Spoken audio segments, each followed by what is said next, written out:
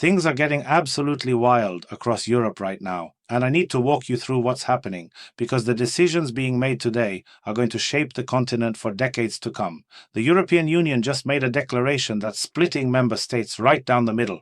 There's a massive push to control what you can say online. Germany's economic reality is finally being admitted out loud, and wait until you hear what's happening between the US and Venezuela. This is the kind of day where you see the cracks in the system getting wider. I spent years inside a major media organization, watching how stories got filtered and shaped to protect certain narratives, and I couldn't do it anymore, so I left. Now I work for myself, I answer to no editorial board, and I bring you the information that actually matters. If this kind of independent coverage is valuable to you, hit that like button right now and subscribe to this channel. And look, I'm going to be honest with you, keeping this operation running, doing the research, bringing you daily analysis, it takes resources. If you're in a position to become a channel sponsor, it would mean the world to me. It's what allows me to keep doing this without compromise, but whether you can or not, just being here matters. Let's get into it. The European Commission just made an official declaration. Spain, Italy, Greece, and Cyprus have been formally recognized as countries under what they're calling migratory pressure. Now that might sound like bureaucratic language, but here's what it actually means. Every other EU member state, except those four, is now being told they must show solidarity, and they've been given three options. Option 1, relocate a certain number of asylum seekers to your own territory. Option 2, pay 20,000 euros for every person you refuse to take. Option 3, finance operational support for the countries that are under this migratory pressure. Now, the EU is framing this as burden sharing, as collective responsibility, but not everyone is playing along. Hungary, Poland, and Slovakia have already announced they will not comply. They're refusing to take migrants from other countries, and they're refusing to pay the financial penalty.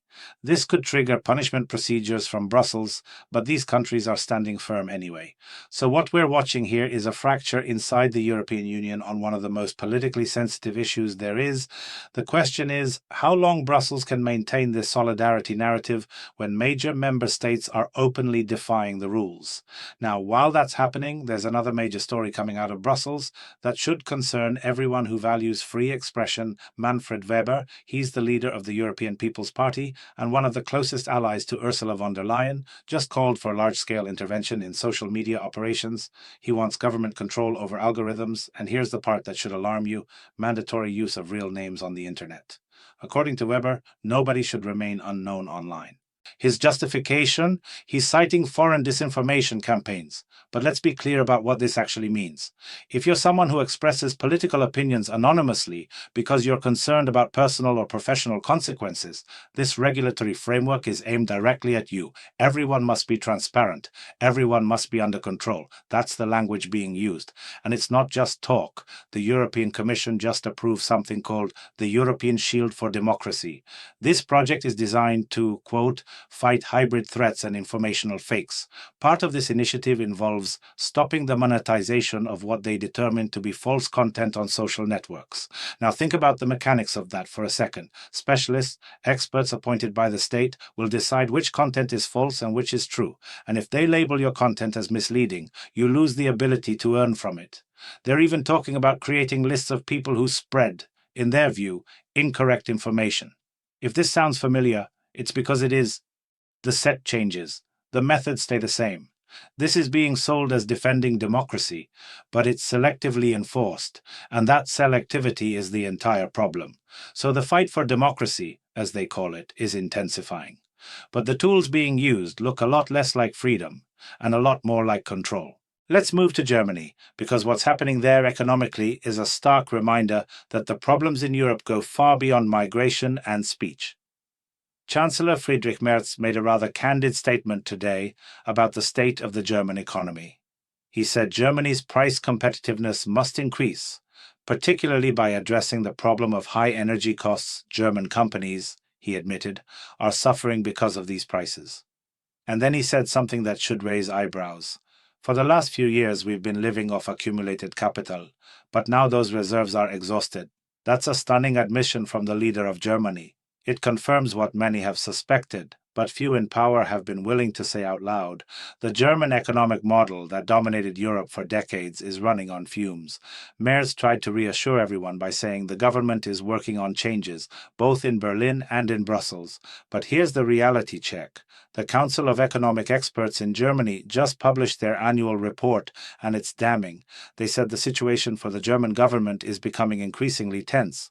Over the last 12 months, the industrial sector lost 100,000 jobs, and many sectors are facing further mass layoffs. And here's the fiscal picture. For every €3 the government spends in 2026, one will be borrowed. But that borrowed money isn't being spent efficiently because the economy is barely growing. The report explicitly states that the effect of these multi-billion euro debts is, unfortunately, not visible.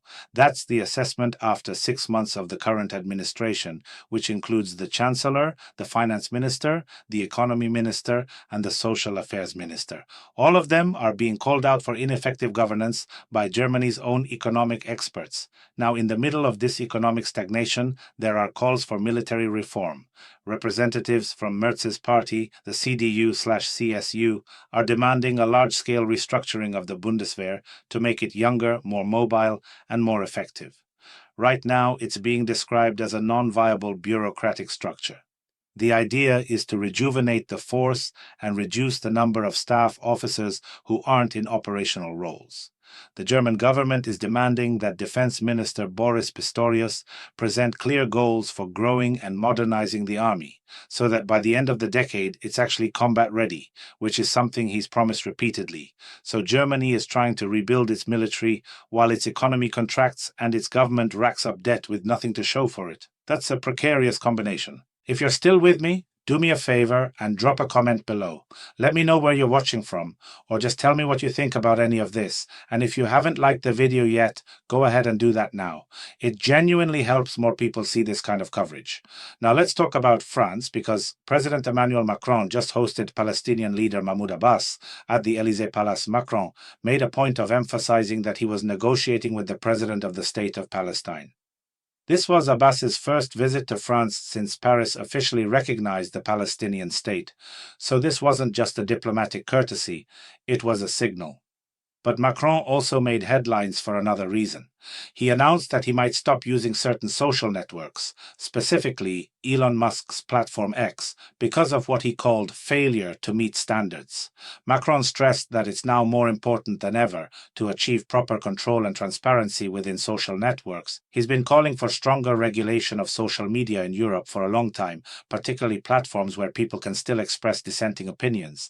And now he's threatening to walk away from X entirely if it doesn't fall in line. That's not subtle. And then there's Spain, whose rapid warming of relations with China has caused noticeable unease in Brussels.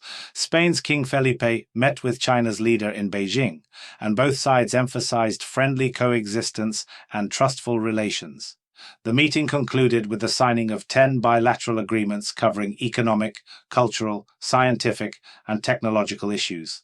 China's leader told the Spanish king that Beijing wants to cooperate with Madrid to strengthen the global influence of both countries, so this visit isn't just about trade anymore. It has a clear geopolitical component. Spain recently refused to increase military spending as demanded by the United States, harshly criticized Israel, and now it's openly cozying up to China. Brussels is watching all of this very carefully, and they're not happy. Spain is testing how far it can drift from the transatlantic consensus without facing serious consequences. Now let's cross the ocean, because the situation between the United States and Venezuela is escalating fast. The Pentagon announced that a U.S. Navy strike group, including an aircraft carrier, 3 destroyers, and more than 4,000 sailors, entered waters near Latin America on November 11th.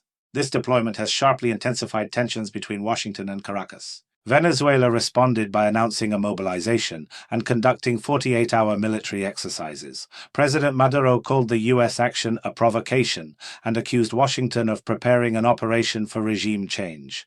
The White House, for its part, insists the mission is aimed at Latin American cartels, not the Venezuelan government. But Treasury Secretary Scott Bessent said something revealing. He declared, "We are reclaiming Latin America through our economic leadership. There won't be bullets." He went on to list recent political shifts in the region. Chile has elections coming up.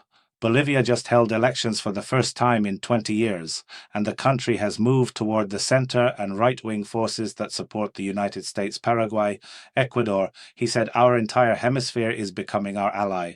That's a pretty bold statement of intent. So while the official story is about fighting cartels, the broader strategy seems to be about reasserting American influence across Latin America, economically and politically. Venezuela is reading it as a direct threat. Before we wrap up, there's one story I have to mention because it's just bizarre enough to tell you something about where we are culturally. In Japan, a woman recently married ChatGPT. I'm not joking.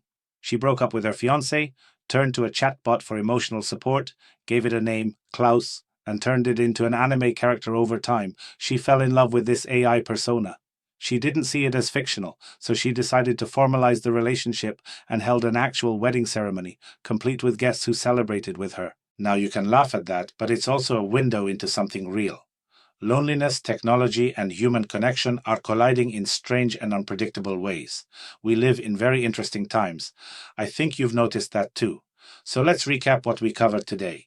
The EU officially declared 4 countries under migratory pressure and is demanding other member states either take in asylum seekers or pay up. But Hungary, Poland, and Slovakia are refusing outright.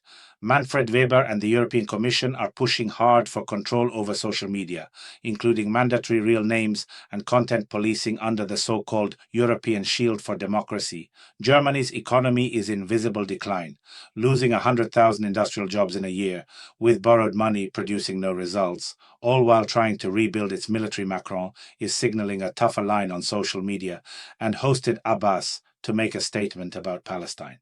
Spain is moving closer to China, defying US pressure and frustrating Brussels, and the US just sent a carrier strike group near Venezuela, with Maduro mobilizing in response, while the Treasury Secretary openly talks about reclaiming the hemisphere.